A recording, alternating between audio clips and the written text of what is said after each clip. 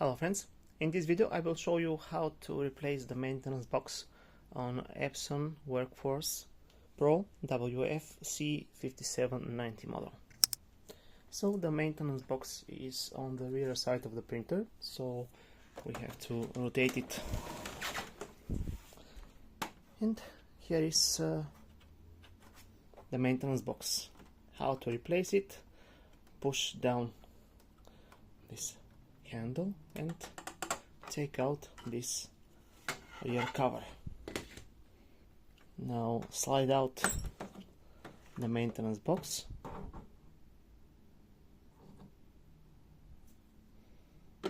then put the new one,